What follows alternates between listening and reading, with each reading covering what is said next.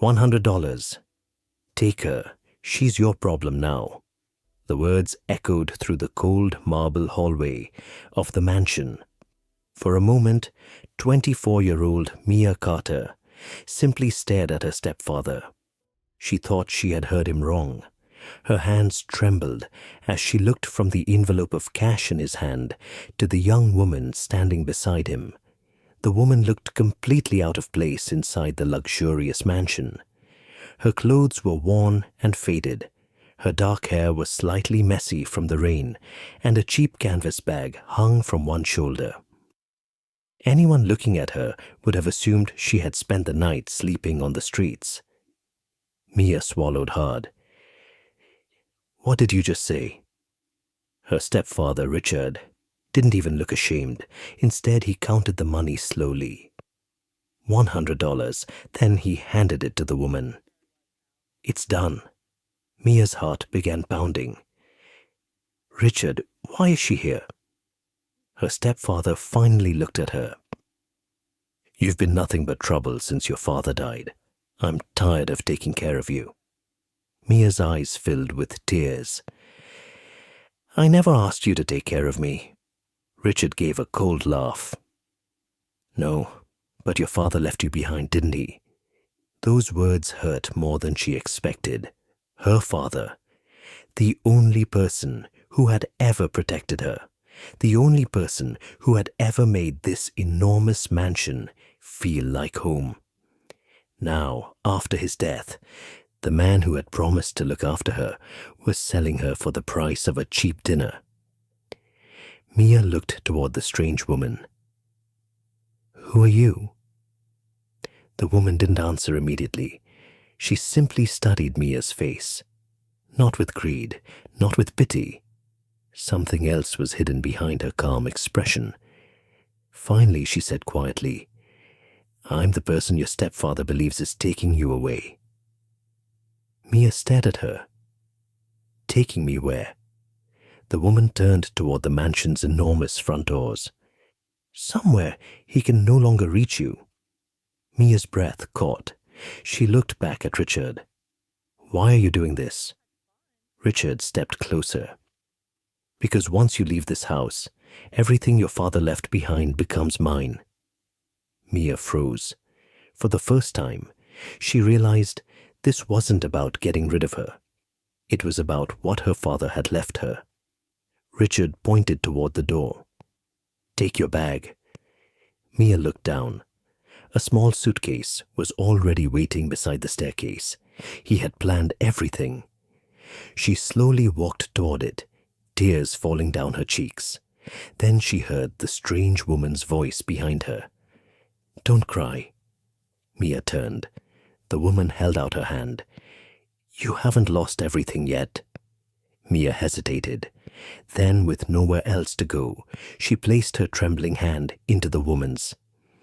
And as the mansion doors closed behind them, Mia had no idea that the homeless woman walking beside her was hiding an identity powerful enough to destroy everything her stepfather had built. Because the woman he had just paid $100 to take Mia away was actually Seoul's richest CEO. 6 months earlier, Mia Carter had still believed that her family loved her. Her father, Daniel Carter, had been one of Seoul's most respected businessmen. He had built his company from nothing and turned it into a business empire worth millions. But Mia never cared about the money. To her, Daniel was simply her father. He was the man who used to wait outside her school whenever it rained, the man who remembered her favorite dessert, the man who always told her, no matter what happens, this will always be your home. Mia believed him. Until the night he died. After the funeral, everything changed. Her stepfather, Richard, took control of the family business and began making decisions Daniel had never allowed him to make. At first, Richard acted like a grieving husband. He told Mia, your father trusted me. I'll protect everything he left behind. Mia believed him. She had no reason not to. But within weeks, Richard's behavior became colder. He stopped asking about her.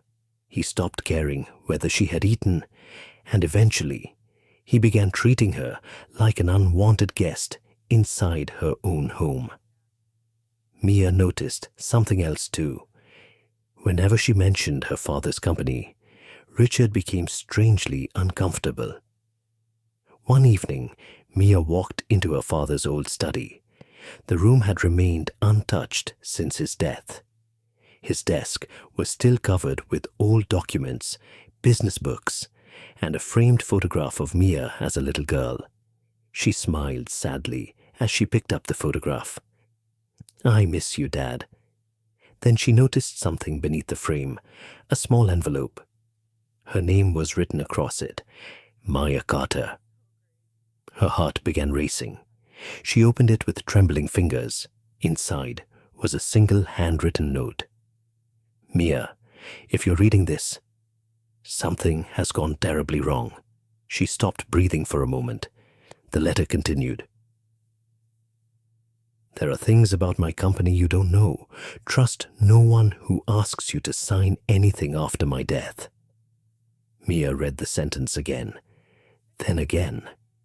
Why would her father write something like this? She searched through the envelope and discovered a small metal key, nothing else. Before she could understand what it opened, the study door suddenly slammed shut. Mia spun around. Richard stood in the doorway. "What are you doing here?" She quickly hid the letter behind her back. "Nothing." Richard's eyes narrowed. "What did you find?"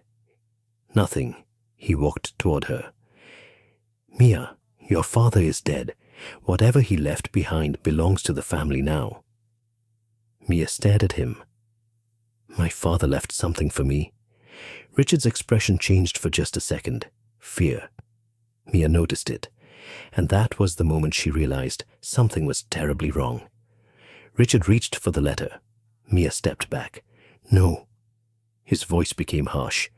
"Give it to me." She refused. For the first time, Mia saw the man who had been pretending to be her protector. Not a grieving husband, not a caring stepfather, but someone terrified that she might discover the truth. Richard eventually walked away without another word. But from that night forward, Mia knew she had to be careful. She secretly kept the letter and the key. She didn't know what the key opened. She didn't know what her father had been trying to protect her from. And she certainly didn't know that the answer was connected to the fortune Richard was desperately trying to control. Then, 3 months later, Richard made his move. He told Mia that she had no legal right to interfere with the family business. When she refused to sign away her remaining rights, his attitude changed completely. He cut off her bank account, took away her car, locked her out of her father's study, and finally told her, "You have until tomorrow to leave this house." Mia looked at him in disbelief. This was my father's home. Richard smiled coldly. "Not anymore." Mia walked upstairs that night with tears in her eyes. She had lost her father. She was losing her home. But she still had one thing Richard didn't know about: the letter and the small metal key. She had no idea that those two things were the reason Richard was so desperate to get rid of her.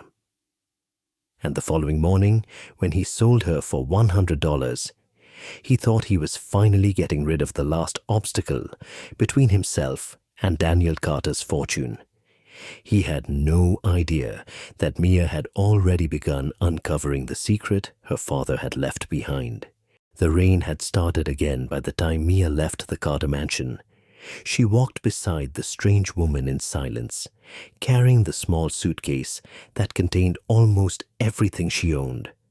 For the first time in her life, Mia had nowhere to go. She didn't know the woman's name, she didn't know where she was taking her, and she certainly didn't understand why someone who looked homeless had just spent her last $100 to take a complete stranger away.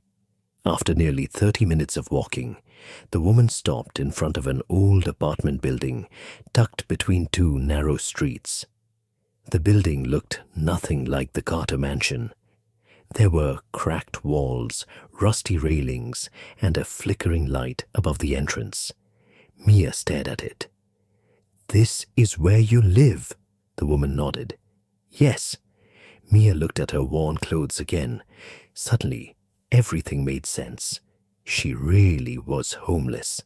The woman opened the rusty gate and motioned for Mia to follow. "Come inside." Mia hesitated. "Why?" The woman looked at her. "Because it's cold." That simple answer somehow made Mia's chest tighten. No one had asked if she was cold in a very long time. She followed her upstairs. The apartment was tiny. There was an old sofa, a small kitchen, a wooden table, and one bedroom. But something surprised Mia. Everything was perfectly clean. There wasn't a single dirty plate. The books were arranged neatly. Even the old furniture looked carefully maintained. Mia placed her suitcase beside the sofa. "Where am I supposed to sleep?" The woman pointed toward the bedroom. "You can take the bed." Mia frowned. "What about you?" "I'll sleep here." "On the sofa?" "Yes." Mia stared at her. "You paid $100 for me, and now you're giving me your bed." The woman smiled faintly. "I didn't buy you." "Then why did you pay him?" The woman became quiet. For several seconds, she said nothing. Then she walked toward the kitchen. "Because I knew he was going to hurt you." Mia followed her. "How?" The woman opened an old cabinet and took out 2 cups. "I've seen men like him before." Mia studied her face. There was something strange about the way she spoke. She didn't sound like someone who had spent her life on the streets. Her words were calm, precise, almost professional. Mia noticed a small scar near her wrist. "You never told me your name." The woman paused. "Han Soo-jin." "Mia." "I know." Mia froze. "How do you know my name?" Soo-jin looked at her for a moment. Then she turned away. "Your stepfather said it." Mia wasn't convinced. She had heard Richard say her name only once, and Soo-jin had looked at her long before Richard introduced them. But Mia didn't push. Soo-jin placed a cup of warm tea in front of her. "Drink." Mia wrapped both hands around the cup. The warmth spread through her fingers. For the first time since leaving the mansion, she felt safe enough to breathe. Then she noticed something sitting on the corner of the table. A black smartphone. It was far too expensive for someone living in an apartment like this. Mia glanced at Soo-jin. "That's yours?" Soo-jin immediately picked it up. "Yes." A second later, the phone vibrated. The screen displayed a message. Mia only caught a glimpse before Soo-jin turned it away. "Chairwoman, the board meeting has been moved to 9 a.m. Mia blinked. "Chairwoman?" Soo-jin quickly locked the phone. "You read that?" "I didn't mean to." Soo-jin walked toward the window. "It was a wrong number." Mia smiled slightly. "A wrong number calling you chairwoman?" Soo-jin didn't answer. For the first time, Mia noticed something else. Her hands. They weren't the hands of someone who had spent years begging on the streets. There were no rough marks, no dirt beneath her nails. Instead, her fingers were perfectly manicured. Mia's suspicion grew. "Who are you, really?" Soo-jin looked at her through the reflection in the window. For a moment, the softness disappeared from her eyes. Then she smiled.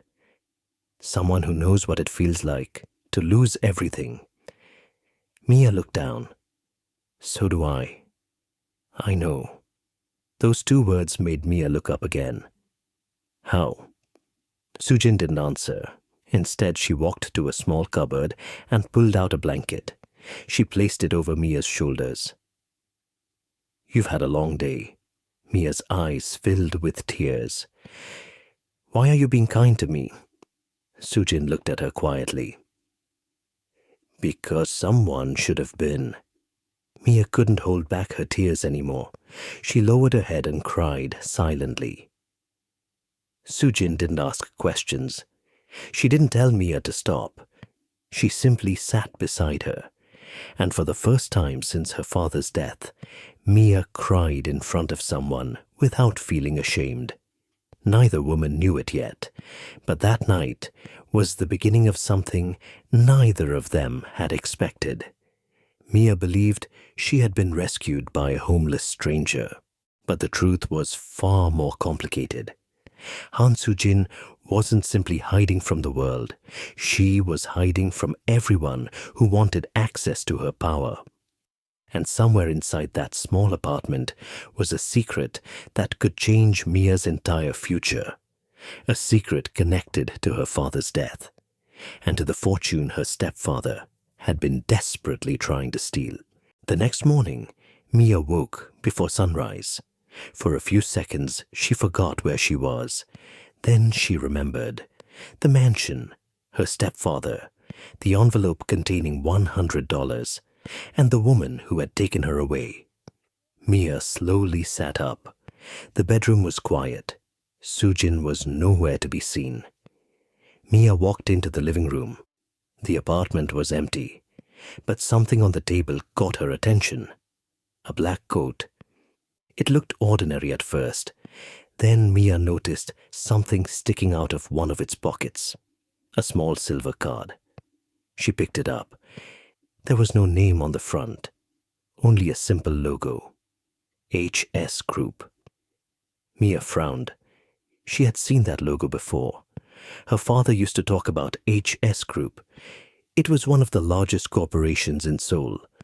But why would a homeless woman have anything connected to the company? Before Mia could think about it any further, she heard the front door open. Soo-jin walked inside, carrying 2 paper bags. She stopped when she saw the card in Mia's hand. For the first time, panic flashed across her face. "Where did you find that?" "In your coat." Soo-jin quickly took the card from her. Mia watched her carefully. "What is HS Group?" "Nothing." "You're lying?" Soo-jin looked at her. Mia continued. "My father knew that company." Silence. Soo-jin placed the card on the table. "Your father knew many people." "You knew my father?" Soo-jin's expression changed, only for a second, but Mia noticed. "I asked if you knew him." Soo-jin turned toward the kitchen. "Breakfast is ready." Mia didn't move. "You did." Soo-jin stopped. Then she slowly turned around. "I knew of him." "That's not what I asked." Before Soo-jin could answer, her phone rang. She looked at the screen. This time, she didn't hide it quickly enough. Director Park. HS Group. Mia saw the name. Soo-jin stepped outside to answer. Mia followed quietly. She stopped near the half-open door. "Yes." A man's nervous voice came from the phone. "Chairwoman, the board is waiting. They need your decision today." Soo-jin lowered her voice. "I told you not to call me here." "We have no choice. The shareholders are getting impatient." "And Richard Carter." There was a pause. "He still believes Mia Carter has no idea about the inheritance." Mia's eyes widened. Her own name. She stepped backward in shock. Soo-jin continued. "Good. Let him believe that." Mia's heart began pounding. Why was this woman discussing her stepfather? And why did she know about her inheritance? She quietly returned to the apartment before Soo-jin came inside. A few minutes later, Soo-jin entered. Mia was sitting at the table as if nothing had happened, but everything had changed. Soo-jin placed breakfast in front of her. "Eat." Mia looked at her. "Who is Richard Carter?" Soo-jin froze. Mia continued. And why does your company know about my inheritance? Soo-jin stared at her. Neither woman spoke. Finally, Soo-jin sat down. You weren't supposed to hear that. So you admit it? Soo-jin looked away. I didn't want to involve you. You already did. Mia's voice trembled. You paid my stepfather $100. You knew my name before he told you. You have a company card. Your employees call you chairwoman. And now you're talking about my inheritance. She stood. Who are you? Soo-jin remained silent. Mia's eyes filled with tears. Did you know my father? Soo-jin finally looked up. Yes. The single word hit Mia like a shock. How? He trusted me. Why? Soo-jin took a slow breath. Because years ago, your father saved my company. Mia stared at her. Your company? Soo-jin immediately realized she had said too much. She'd stood and walked toward the window. Mia followed. You don't have a company. Soo-jin said nothing. You're homeless. Still nothing. Mia shook her head. You're not homeless, are you? Soo-jin slowly turned around.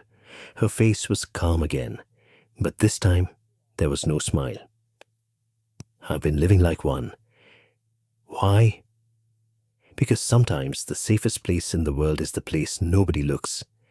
Mia didn't understand, but before she could ask another question, Soo-jin's phone rang again. She answered. This time her expression became serious. What? A man's voice spoke rapidly. Soo-jin's eyes hardened. Are you sure? She listened, then said quietly, Don't let anyone touch that file. She ended the call. Mia immediately noticed. What happened? Soo-jin looked at her. They found something. What? Your father's missing records. Mia's breath stopped. My father has missing records? Soo-jin nodded. And if Richard finds them first? She paused. What? Soo-jin looked directly into Mia's eyes. Then you'll never get back what your father left you. Mia's hands tightened. What are the records? Soo-jin hesitated. The truth about what happened before your father died. The room suddenly felt colder. Mia remembered the letter, the warning. Trust no one who asks you to sign anything after my death. She looked at Soo-jin.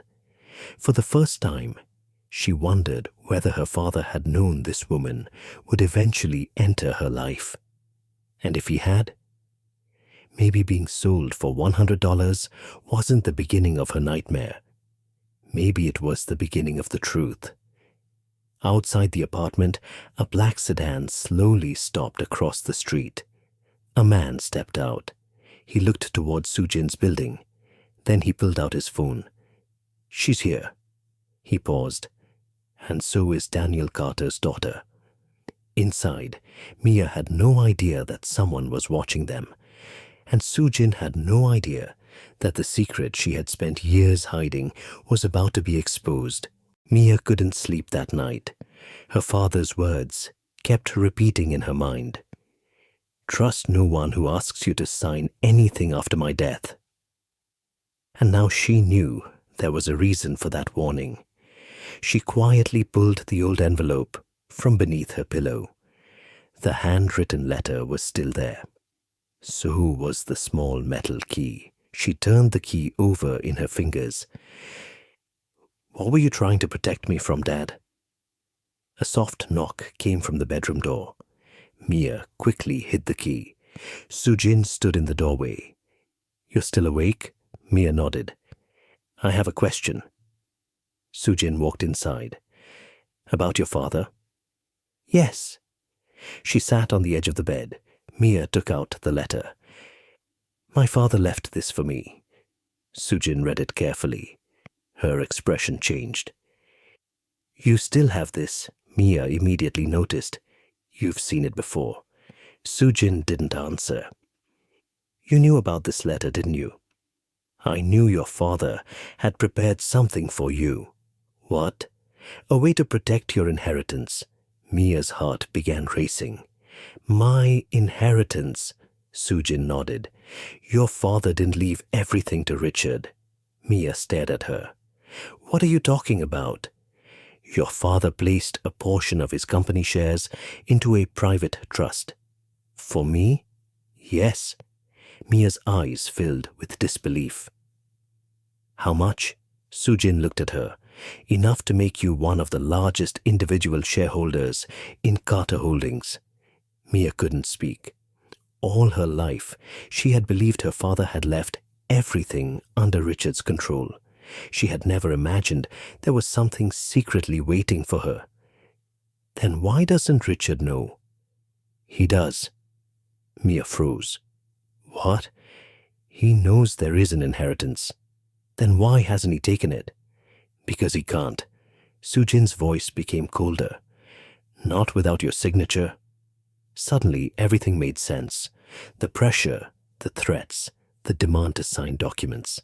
And finally, the $100 deal. Richard hadn't simply wanted Mia gone. He wanted her far away from anyone who could help her. Mia looked down at the letter. So that's why he sold me. Soo-jin nodded. He thought once you disappeared, he could find a way to force the transfer. Mia's hands began shaking. I thought he hated me. Soo-jin looked at her. He doesn't hate you. Mia looked up. He fears you. The words silenced the room. Mia slowly stood. If my father left me those shares, why didn't he tell me? Because he suspected someone inside the company was stealing from him. Richard? Soo-jin didn't answer immediately. Then she said, not just Richard. Mia's face went pale. Who else? 3 senior executives. She paused. And one of them is still running the company. Mia remembered the black sedan outside. Are they looking for me? Soo-jin nodded. Yes. Why? Because your father's trust contains more than shares. Mia stared at her. What else? Soo-jin walked to a locked drawer. She took out a thin black folder. This. Mia opened it. Inside were financial records, bank transfers, offshore accounts, payments made to shell companies, and several documents bearing Richard Carter's signature. Mia covered her mouth. He stole from my father. Millions. She turned another page, then stopped. There was a second signature. Someone from HS Group. Mia looked at Soo-jin. What does your company have to do with this? Soo-jin took the folder from her. Your father discovered the fraud shortly before his death. Then he was murdered? Soo-jin's eyes hardened. I don't know. But you suspect it? Yes. Mia looked toward the window. The rain had stopped. The street outside was almost empty.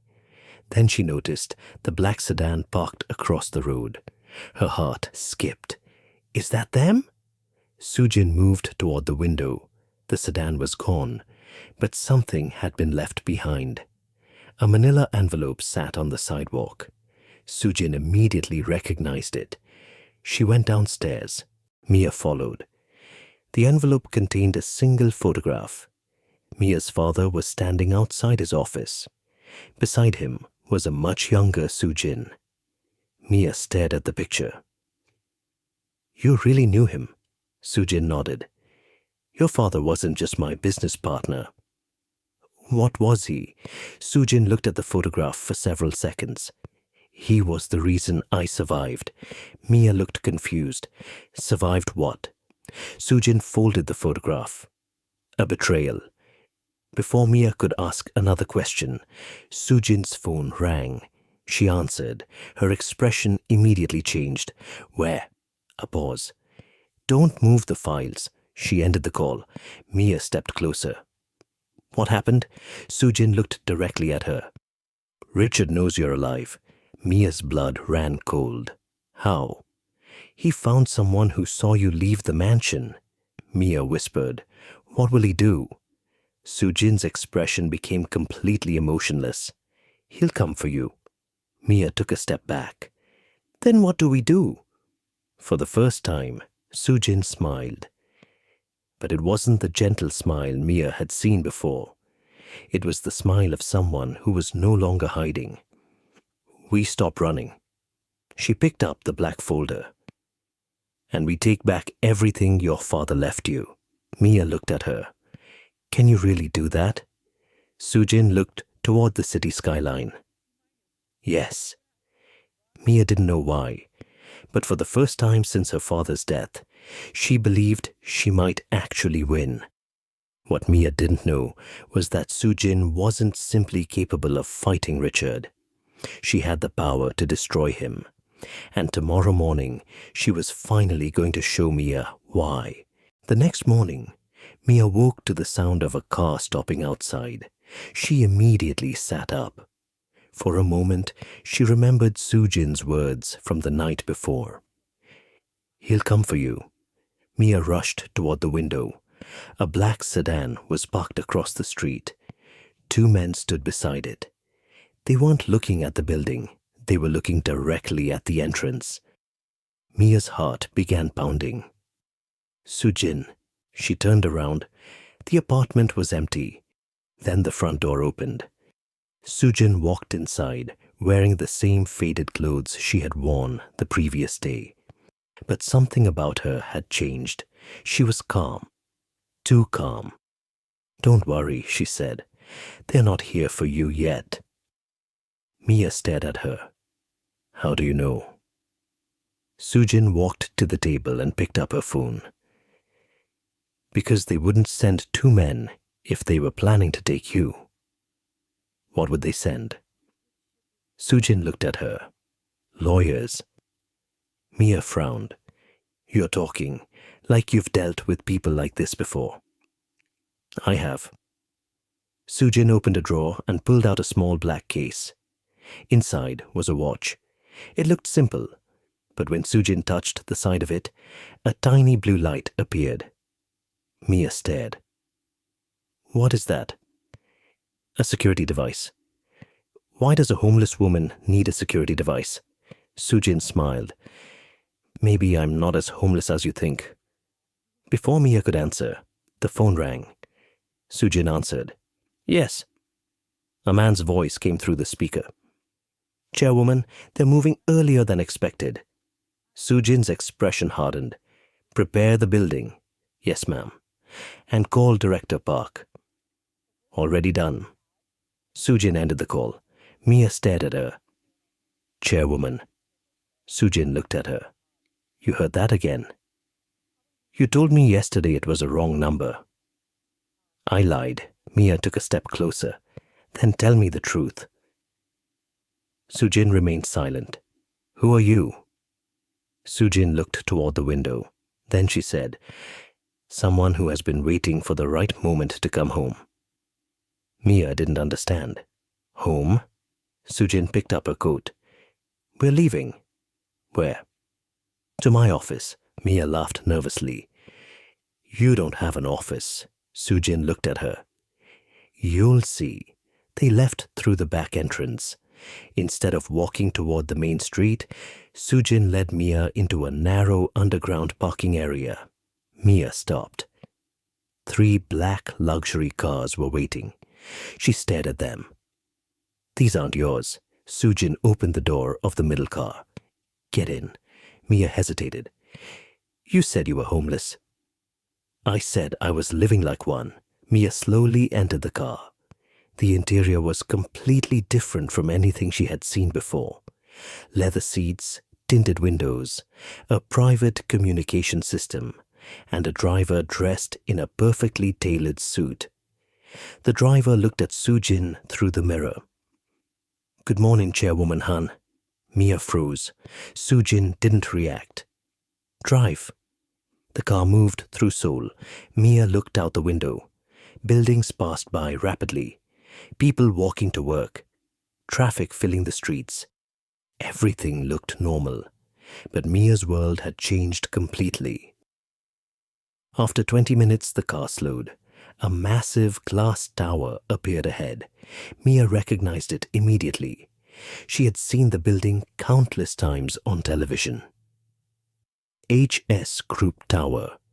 Her father's company had once done business with them. Mia looked at Soo-jin. "You own this." Soo-jin didn't answer. The car entered the private underground entrance. The moment the doors opened, several security guards immediately stepped forward. They bowed. "Good morning, Chairwoman." Mia stared. Soo-jin stepped out. The woman who had been sleeping on an old sofa the night before suddenly looked completely different. She walked with confidence. Every security guard moved aside. Executives appeared from the elevator.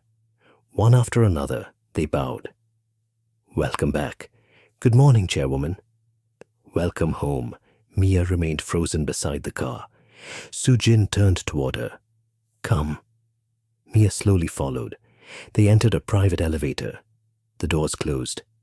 Mia couldn't hold it anymore. "You're the chairwoman." Soo-jin looked at her reflection in the elevator doors. "Yes." Mia's voice became a whisper. "Of HS Group?" "Yes." "You're rich." Soo-jin smiled faintly. "Very." Mia stared at her. "But why were you living like a homeless woman?" The elevator continued upward. Soo-jin finally answered. "Because I wanted to know who people were when they thought I had nothing." Mia remembered the day she had first met her, the woman everyone would have ignored on the street, the woman her stepfather had trusted enough to take Mia away. Mia suddenly understood. Richard hadn't sold Mia to a helpless stranger. He had unknowingly handed her to the most powerful woman he could possibly have chosen. The elevator doors opened. A long hallway stretched before them. At the end stood a group of senior executives. They bowed together. "Welcome back, Chairwoman Han Soo-jin." Mia's breath caught. Soo-jin walked forward. Then she stopped. She turned toward Mia. "There is something you need to understand." Mia waited. "I didn't bring you here because I felt sorry for you." "Then why?" Soo-jin looked directly into her eyes. "Because your father once trusted me with his life." Mia's eyes widened. "And now," Soo-jin continued, "I'm going to return that trust by protecting his daughter." Mia felt tears gather in her eyes. But before she could respond, a senior executive hurried toward them. "Chairwoman, we have a problem." Soo-jin turned. "What happened?" "The Carter Group just filed an emergency motion against Mia Carter." Mia's face went pale. "They're trying to declare me legally incapable of controlling my inheritance." Soo-jin's expression became cold. "Who signed it?" The executive handed her a document. Soo-jin read the name, then slowly looked at Mia. "Richard Carter." Mia clenched her fists. "He's trying to take everything." Soo-jin handed the document back. "No." She looked toward the executives. "He's trying to take something that was never his." Then she turned toward Mia. "Today, we're going to remind him who your father left it to." Mia took a deep breath. For months, Richard had controlled her life. Now, for the first time, she had someone powerful standing beside her. But neither of them knew that Richard had already prepared his next move. And this time, he wasn't coming for Mia's inheritance. He was coming for Soo-jin's empire. The elevator doors opened. Mia stepped into the top floor of HS Group Tower. She had never seen anything like it.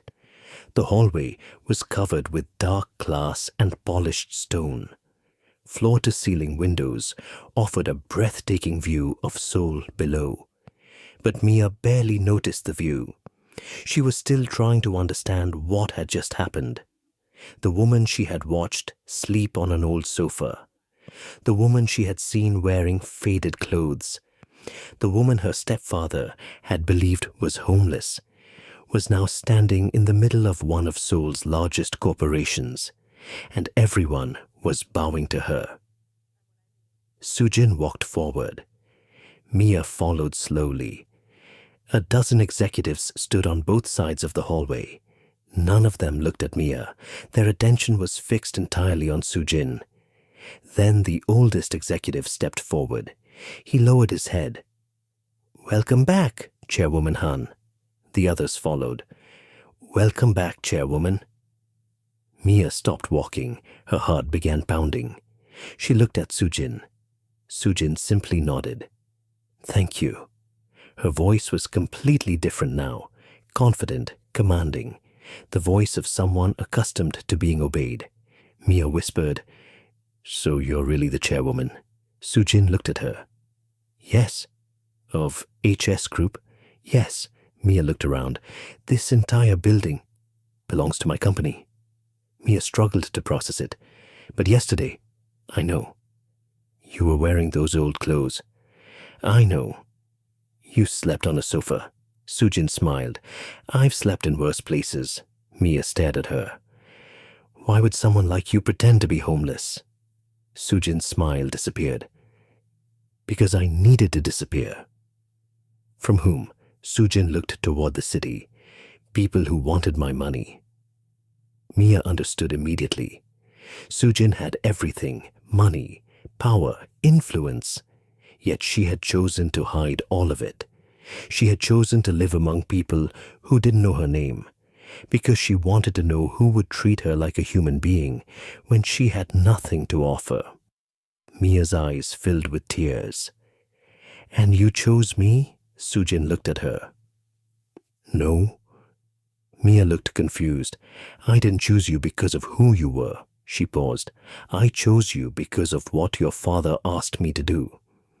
Mia's breath caught. "My father?" Soo-jin nodded. She reached inside her jacket and pulled out a small photograph. It showed Daniel Carter standing beside a much younger Soo-jin. Mia stared at the picture. "When was this taken?" 8 years ago." "What were you doing together?" Soo-jin looked at the photograph. "Your father helped me when my company was nearly destroyed." Mia frowned. "But HS Group was already successful then." "It wasn't always." Soo-jin's eyes became distant. "I was 24 when I took control of the company. I trusted the wrong people. They stole from me, betrayed me, and nearly took everything." "And my father helped you?" "He did."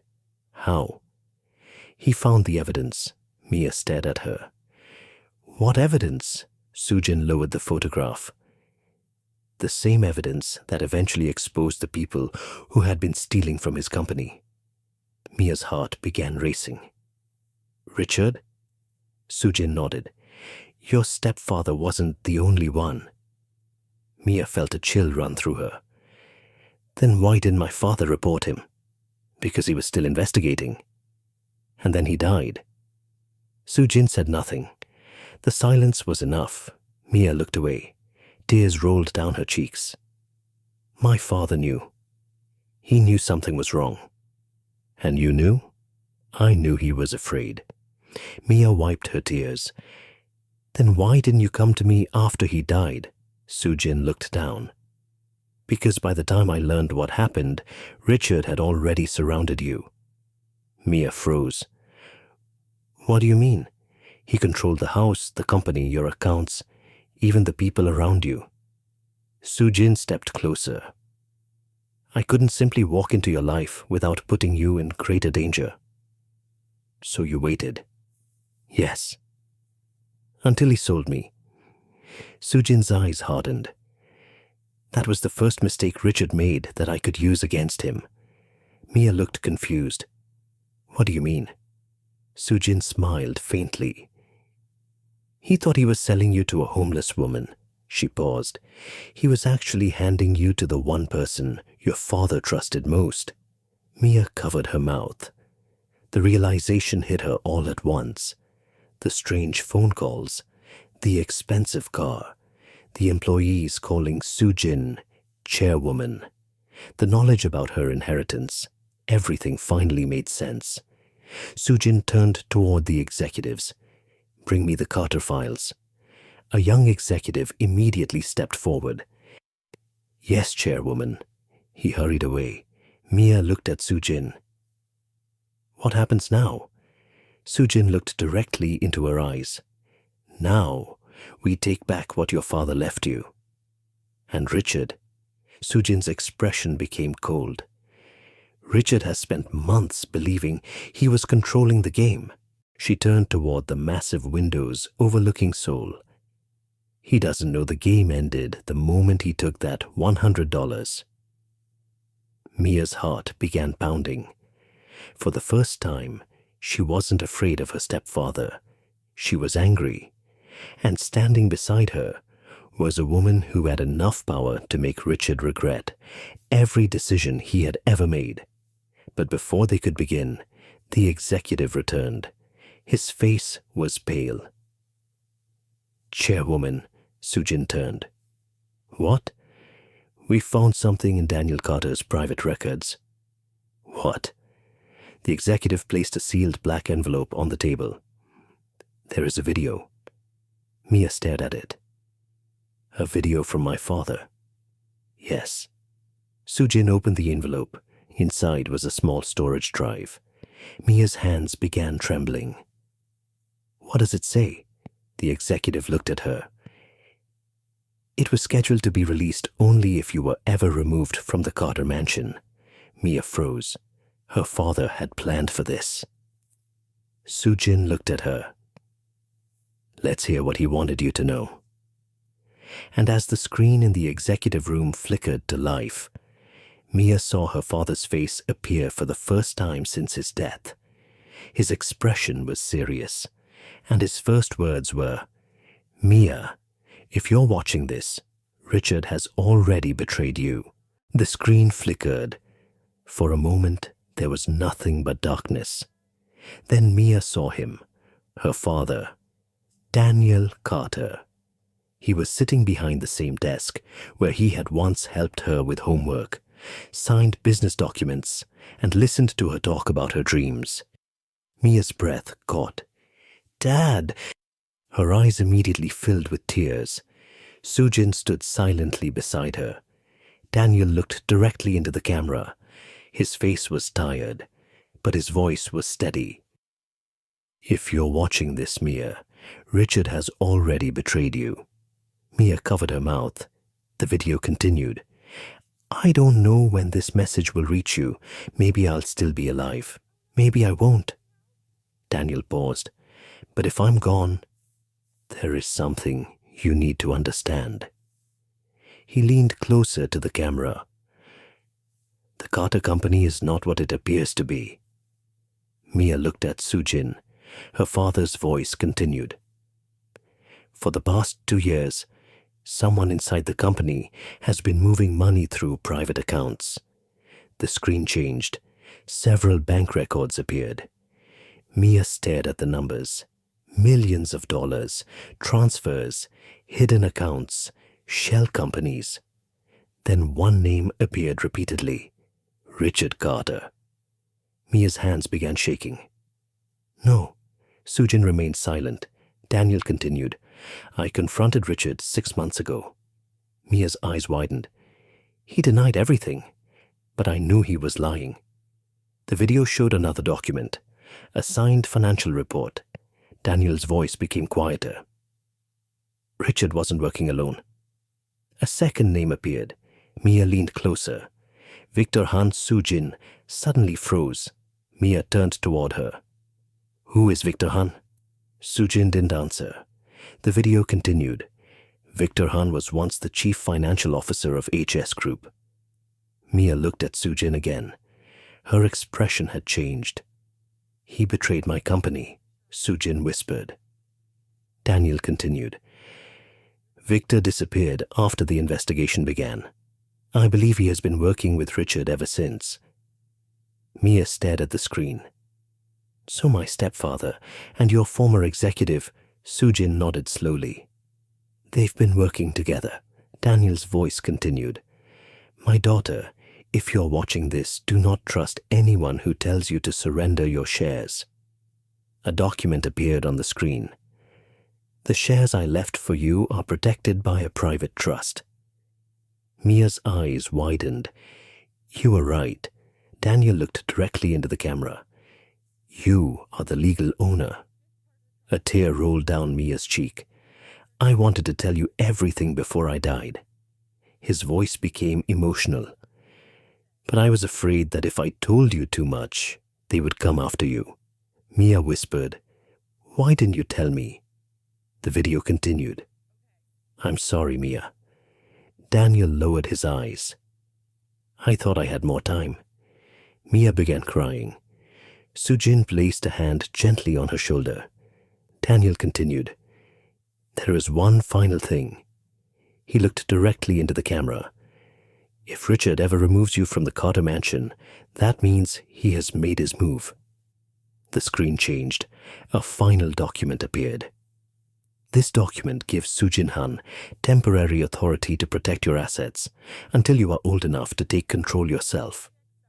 Mia slowly turned towards Soo-jin. You knew.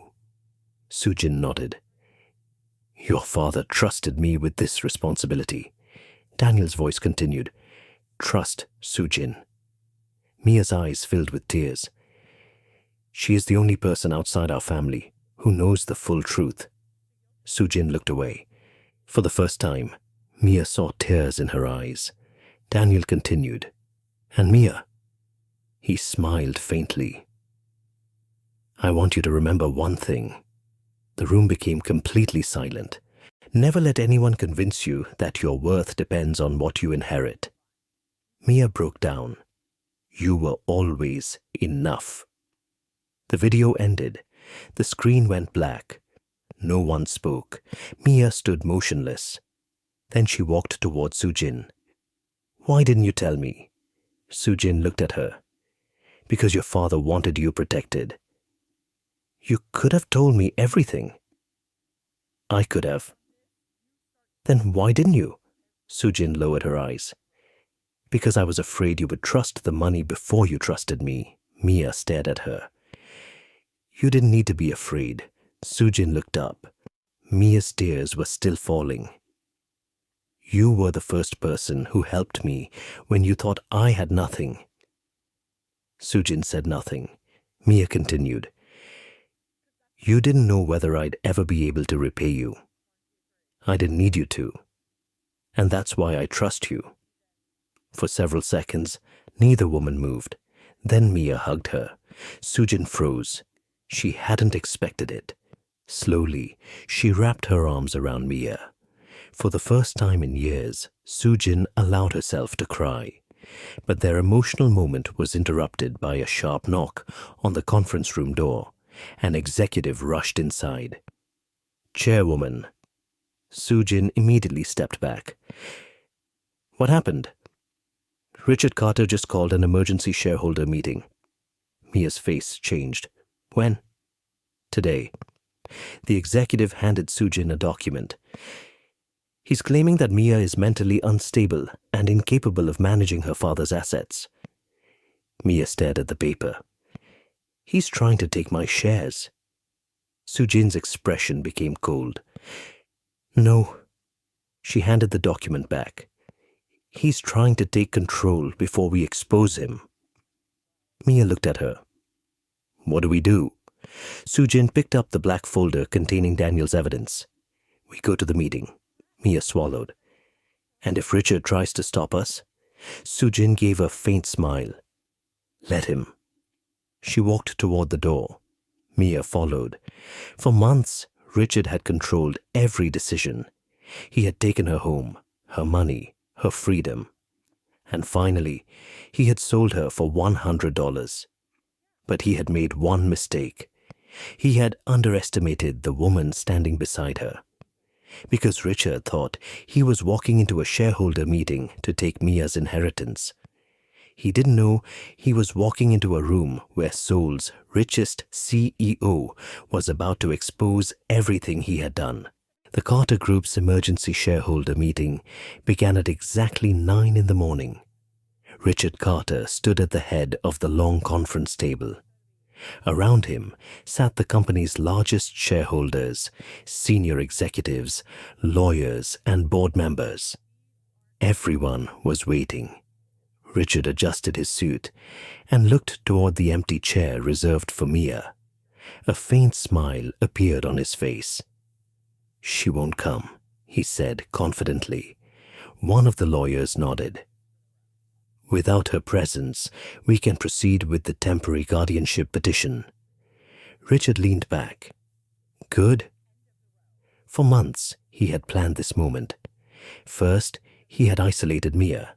Then he had taken control of her accounts. Then he had forced her out of the mansion. And finally, he had sold her for $100. He believed that once she disappeared, no one would ever find the evidence Daniel had hidden. But Richard had forgotten one thing. Mia was no longer alone.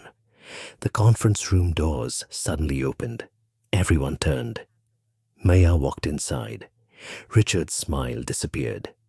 Behind her came Han Soo-jin. The room went completely silent. Richard stared at the woman.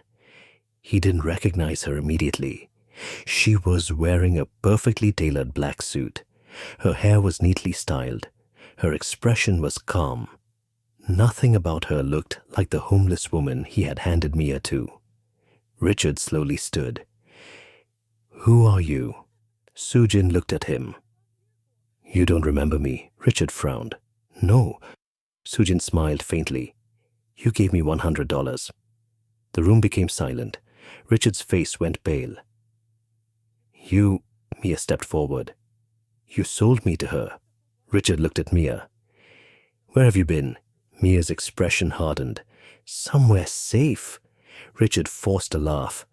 "This is ridiculous. I was trying to protect you." Mia shook her head. "You told everyone I was unstable." Richard's lawyer immediately stood. "Miss Carter, you need to understand that your stepfather has been acting in your best interest." Soo-jin looked at him. "Then perhaps you should explain these." She placed a thick black folder on the table. The lawyer opened it. His expression changed immediately. Bank transfers, private accounts, shell companies, unauthorized withdrawals, and Richard's signature. One of the shareholders leaned forward. "What is this?" Soo-jin answered calmly. "Financial records showing that Richard Carter transferred more than $30 million from Carter Holdings into accounts controlled by him and his associates." Richard slammed his hand on the table. "Those documents are fake." Soo-jin looked at him. "Are they?" She nodded toward the screen. A video appeared. Daniel Carter. Richard's face changed. Mia watched her father's final recording play across the screen. Daniel's voice filled the room. "I believe Richard Carter has been stealing from the company." Several shareholders gasped. Richard looked toward the lawyers. "Turn that off." No one moved. The recording continued. Daniel explained the private trust, Mia's inheritance, the evidence he had collected, and his warning about Richard. When the video ended, silence filled the room. Richard's face had lost all color, but he wasn't finished. "You think this proves anything?" he shouted. Soo-jin remained calm. "You're right." Richard looked at her. "One video isn't enough." Soo-jin nodded toward the screen. "That's why we brought more." Another file appeared, then another. Emails, bank records, audio recordings, photographs, meeting transcripts. Every piece of evidence connected Richard to the financial fraud. And then one final document appeared. Richard's own signature authorizing the transfer of Mia's inheritance into an offshore account. Mia stared at it. "You tried to steal my father's money." Richard's voice became desperate. "I was protecting the company." "No." Mia shook her head. "You were protecting yourself." Richard stepped toward her. "Mia, listen to me." She stepped back. "Don't call me that. You're my daughter." Mia's eyes filled with tears. "No." The room fell silent. You stopped being my family the day you sold me for $100. Richard froze. Mia continued. You had a mansion. You had money. You had everything. And still, the price you put on my life was $100. Richard's eyes dropped. Soo-jin stepped forward. And now, we're going to discuss what happens to the man who sold her. Richard looked at her. What do you want?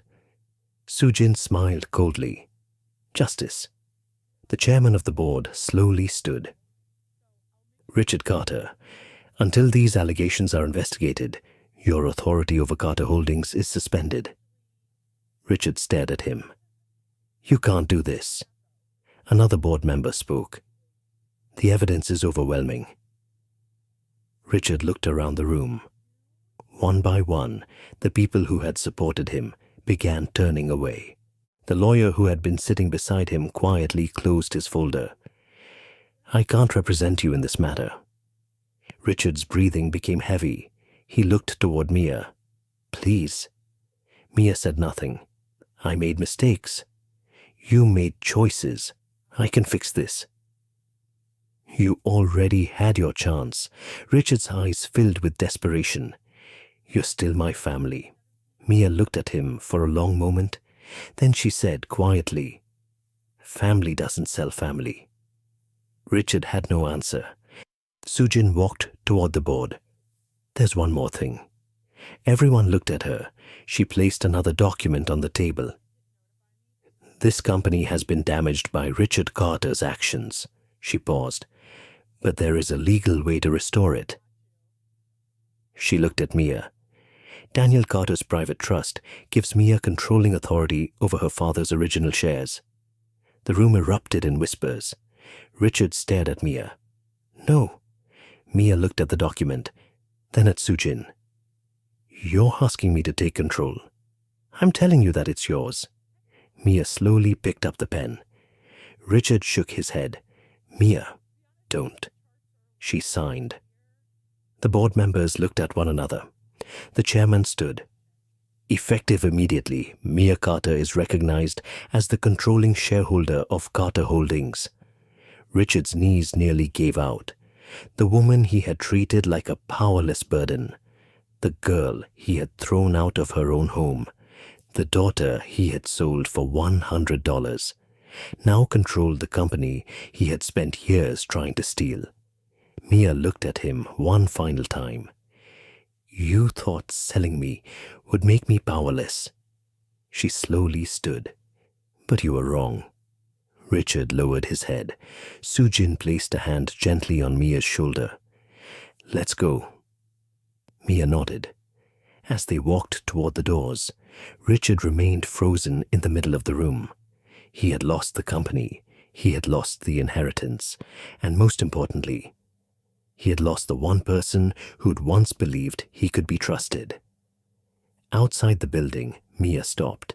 She looked at Soo-jin. It's over. Soo-jin shook her head. No. Mia frowned. There is still one thing you need to do. What? Soo-jin looked toward the city. Go home. Mia's eyes widened. My father's house. Soo-jin nodded. Your home has been waiting for you. Mia looked back at the tower, then toward the city beyond it. For the first time, she wasn't thinking about revenge. She was thinking about the promise her father had made years ago. No matter what happens, this will always be your home. And tomorrow, Mia was finally going home. The Carter mansion looked exactly the way Mia remembered it. The tall iron gates, the long driveway, the marble steps, the enormous windows that had once made her believe she was living inside a dream. But as Mia stood outside those gates again, she realized something. The mansion didn't feel like home anymore, not after everything that had happened there. Soo-jin stopped beside her. You don't have to go inside. Mia looked at her. Yes, I do. She took a deep breath. My father promised me this would always be my home. Soo-jin nodded. Then go home. The gates opened. Mia slowly walked up the driveway. Every step brought back a memory. Her father teaching her to ride a bicycle. Christmas mornings, late-night conversations in the kitchen, the sound of his laughter. Then came the memories she wished she could forget. Richard's shouting, being treated like a servant, being told she wasn't worth anything. And finally, the envelope containing $100. Mia stopped at the front door. Her hand trembled as she reached for the handle. The door opened. The house was silent. The furniture was still there. Her father's portrait still hung above the fireplace. But something was different. The house no longer frightened her. She walked toward the portrait. For a long moment, she simply stared at her father's face. "I came back, Dad." Her voice cracked. "I didn't let them take everything." Tears rolled down her cheeks. Soo-jin stood several steps behind her, giving her the moment. Mia wiped her eyes. "I wish you were here," Soo-jin quietly replied. "He'd be proud of you." Mia turned toward her. "How do you know?" Soo-jin smiled. "Because I knew him." Mia walked over and hugged her. "Thank you." Soo-jin froze for a moment. Then she gently hugged her back. "You don't have to thank me." "I do." Mia pulled away. "You gave me a home when I thought I had none." Soo-jin smiled. "You gave me something too." "What?" "A reason to stop hiding." Mia looked surprised. Soo-jin continued. "For years, I thought money was the reason people stayed." She looked around the mansion. "I had everything money could buy. But I didn't know whether anyone cared about me." Mia smiled. "Now you know." Soo-jin looked at her. "Yes."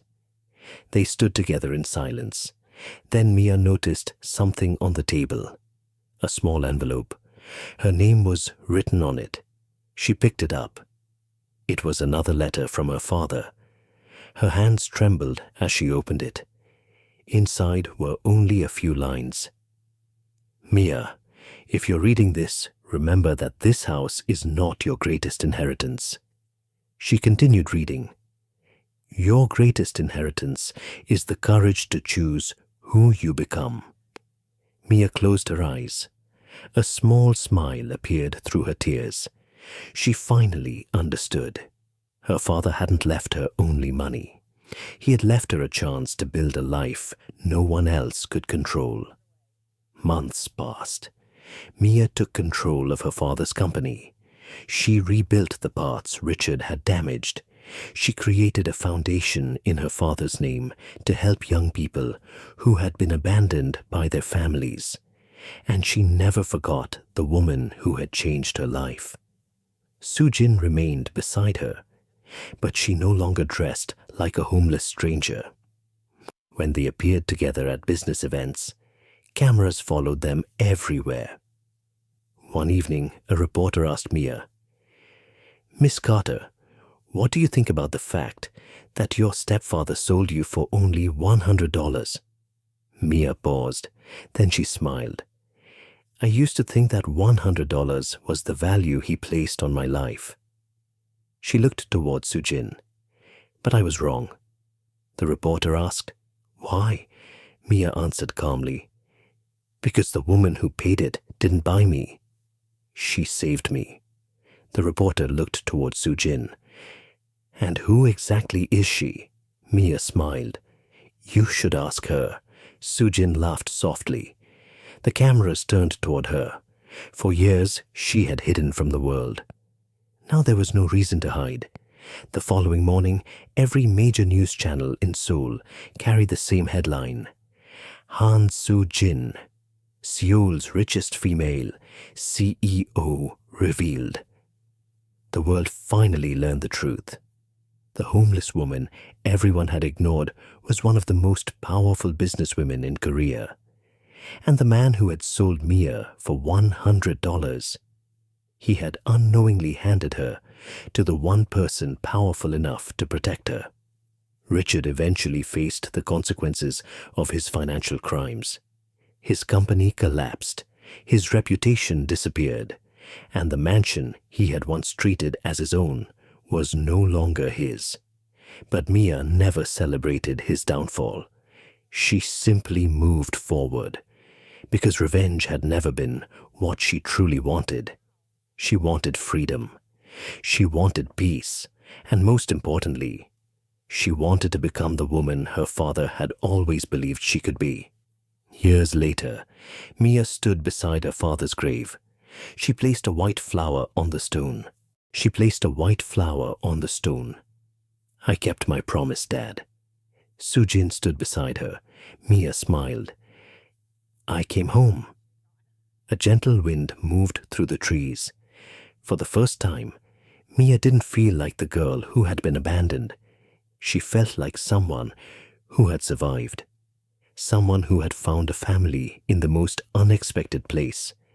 And someone who had learned that a person's value could never be measured by money. Her stepfather had thought $100 was enough to throw her life away. He had no idea that the woman he trusted with that money was Seoul's richest CEO. And he certainly never imagined that the girl he sold would one day become the owner of everything he had tried to steal. Sometimes, the worst betrayal can lead you to the people who are always meant to find you. And sometimes, the person you think has nothing may be the person who has everything